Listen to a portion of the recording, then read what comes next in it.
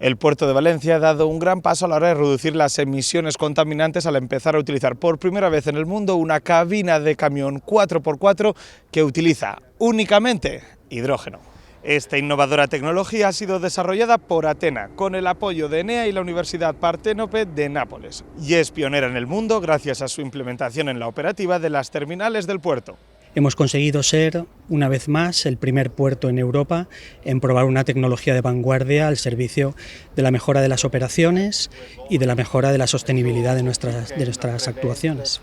Nosotros en el objetivo de la descarbonización total del puerto de Valencia para el año 2030, lo que hoy vemos es cómo nos situamos a la vanguardia de Europa y en la punta de lanza también del mundo a la hora de introducir este primer camión 4x4 que, como hemos visto, está funcionando ya por primera vez en el puerto de Valencia. El sistema de almacenamiento de hidrógeno tiene una capacidad de unos 12 kilogramos, lo que garantiza su funcionamiento continuo por 6 horas antes de repostar. Es la primera vez en Europa y casi en el mismo que haya este tipo de máquina en funcionamiento para ayudar a mover contenedores dentro del puerto de Valencia de manera sin emisiones, sin poluciones. Usando hidrógeno verde, tras una pila de combustible se transforma el hidrógeno en electricidad y eso permite accionar un motor eléctrico y se muevan este equipo, que son equipos para mover contenedores dentro del puerto.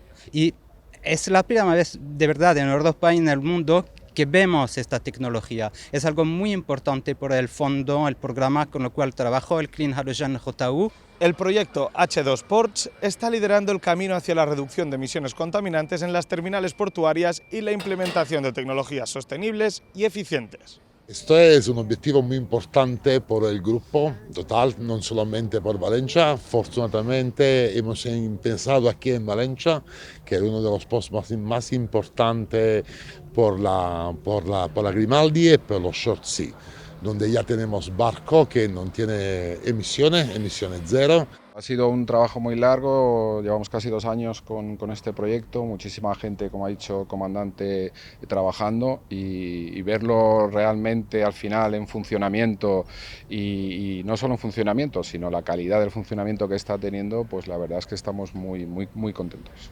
La inversió total de 4 milions d'euros i la participació de diverses empreses i entitats demostren el compromís de diversos sectors en la implementació de tecnologies sostenibles i eficients.